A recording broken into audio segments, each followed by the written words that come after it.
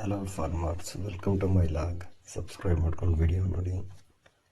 ಇವತ್ತು ನಾಸಿಕ್ ಪ್ರೈಸ್ ಬಂದು third quality 80 to 160 rupees, 80 ರೂಪಾಯಿಂದ 160 ರೂಪಾಯಿ ಗಂಟ ಹೋಗಿದೆ.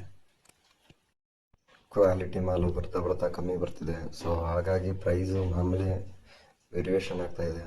ಸೆಕೆಂಡ್ ಕ್ವಾಲಿಟಿ ಬಂದು 170ಇಂದ 270ವರೆಗೂ ಆಗಿದೆ. ಅಂದರೆ 170ರಿಂದ 270ರವರೆಗೂ ಆಗಿದೆ. ಇನ್ನು ಫಸ್ಟ್ ಕ್ವಾಲಿಟಿ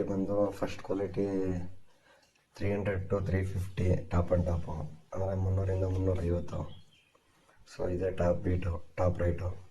ಸೊ ಇದು ಬರೀ ನಾಟಿ ಮಾತ್ರ, ಅಂದರೆ ಹುಳಿ ಇಲ್ಲ ಈಗ ಒಂದು 2 ಡೇಸಿಂದ ಹೆವಿ ಮಳೆ ಬೀಳ್ತಿರೋದ್ರಿಂದ ಹಣ್ಣೆಲ್ಲ ಡ್ಯಾಮೇಜ್ ಆಗ್ತಿದೆ. ಸೊ ಪಾರ್ಟಿಗಳು ಸ್ವಲ್ಪ ಮಾಲ್ ಕಮ್ಮಿ ತೆಗಿತಿದ್ದಾರೆ, ಅಂದರೆ ಜಾಸ್ತಿ ವ್ಯಾಪಾರ ಆಯ್ತಲ್ಲ. ಸೊ ಹಾಗಾಗಿ ಪ್ರೈಸ್ ಒಂದು ಸ್ವಲ್ಪ ಏರಿಳಿತ ಜಾಸ್ತಿ ಆಗ್ತಿದೆ. ಇನ್ನೊಂದೆರಡು ದಿನ ಉಟ್ಕೊಂಡ್ರೆ ಪ್ರೈಸ್ ಮಾಮೂಲಿ ಅಪ್ ಆಗ್ಬೋದು.